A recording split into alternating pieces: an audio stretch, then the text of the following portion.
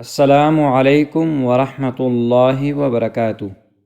زما محترم و عزتمندو، هیله لرم چې ټول به د الله جل جلاله په فضل او کرم سره ښه او روغ او جوړ یی. نن به موږ داسې موضوع باندې خبره وکړو چې زموږ روزمره ژوند سره تړاو لري. هر انسان غواړي چې هغه په ژوند کې سکون وي، د هغه په کور کې خوشحالي وي، د هغه په رزق کې برکت وي، او د ټولو مهم دا چې د الله جل جلاله رضا او بخنه هم ترلاسه کړي. نن به موږ یو داسې دعا ذکر کو چې دا ټولې خبرې به پکې ذکر وي او جامع به هم وي او مستند به هم وي. تاسو به ډېر خلک لیدلی وي چې ډېرې پیسې ګټي او په ژوند کې بې برکت نه وي. مال شته خو سکون نشته، کور لوی دی خو زړه آرامدeh نه دی. نن به موږ تاسو ته یو داسې مسنون دعا وښایو چې زموږ ګران پیغمبر صلی الله علیه وسلم موږ ته ښودلې ده. دا دعا ډیره جامع او د دنیا او د آخرت خیرونه پکې شامل دي. دا دعا حدیث و مشهور کتاب جامع الترمذی کې ذکر شوې ده. که تاسو دا دعا په یقین او په پوهې سره خپل عادت وګرځوئ نو انشاءالله ستاسو په ژوند کې به بدلون راشي. راځئ چې دا مبارکه دعا واورو. اللهم اغفر لی ذنبی ووسع لی فی داری وبارک لی فی رزقی. ای الله زما ګناونه وبخه، زما په کور کې فراخي راوله او زما په رزق کې برکت واچوه.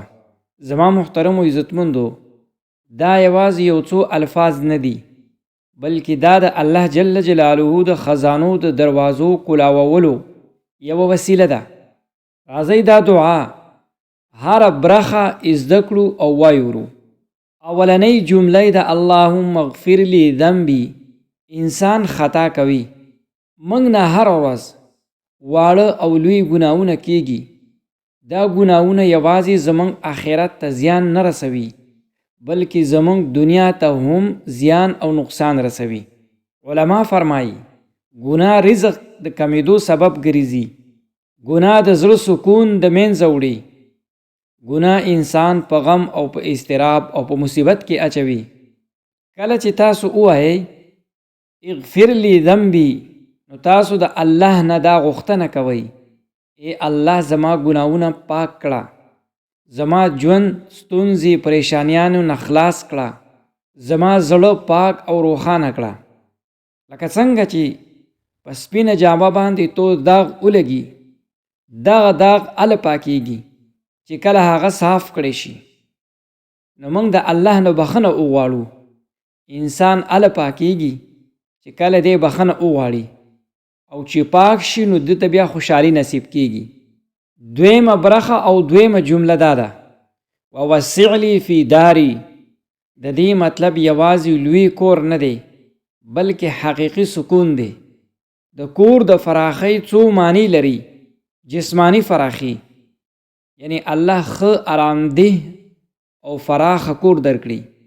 معنوي فراخي دا ده چې وړوکی کور هم جنت په شان وي خو زړونه پکې پراخه وي. د کور خلک خپل منځ کې مینه او احترام لري د یو بل سره. نبی کریم صلی الله علیه وسلم موږ ته دا طریقې راښودلې دي. کور ته د داخلېدلو په وخت سلام ویل، په کور کې قرآن کریم تلاوت کول، په کور کې یو بل سره مینه او محبت سره اوسېدل. کله چې موږ دا دعا وکړو نو موږ وایو الله زما کور له غمونو نه وساته، زما کور کې مینه پیدا کړه، زما کور کې رحمت نازل کا. دریمه جمله او دریمه برخه دا ده وبارک لی فی رزقی. رزق یوازې پیسه نه ده بلکې ډېر څه پکې شامل دي.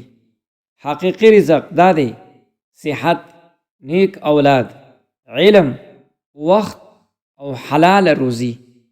د برکت معنی دا ده په لږه کې ډېر خیر، یعنی لږ وي خو ژوند آرام سره تیریږي. برکت په څنګه راځي؟ حلال رزق شکر ادا کولو سره، صدقې ورکولو سره. کله چې موږ دا ووایو بارک لی فی رزقی نو موږ د الله نه غوښتنه کوو، د الله نه دا سوال کوو زما مال کې برکت واچوه، زما په وخت کې برکت واچوه، زما په اولاد کې برکت واچوه. او په یقین سره دعا کول پکار دي. دا دعا باید د زړه د اخلاص نه وشي. دا دعا به کله لولو د مانځه نه وروستو، سحر او ماښام، د کور د وتلو په وخت او د سحر د مانځه نه وروستو 11 ځله، د خوب نه مخکې 3 ځله. او که دا موږ خپل عادت جوړ کو نو انشاءالله ژوند به بدل شي. زما محترمو عزتمندو، دنیا په منډه کې موږ ډېر څه غواړو، خو حقیقي کامیابي دا ده چې زړم آرام عمومي، کور کې مینه او محبت وي، اولاد هم نیک وي او الله هم راضي وي. دا وړوکې دعا موږ ته د هر څه را زده کوي. نن نه رستو او نور ته هم وښایو. اللهم اغفر لي ذنبي ووسع لي في داري وبارك لي في رزقي. اے الله ته زمونږ ګناهونه وبخه، زمونږ په کورونو کې سکون راوله او زمونږ په رزق کې برکت واچوه.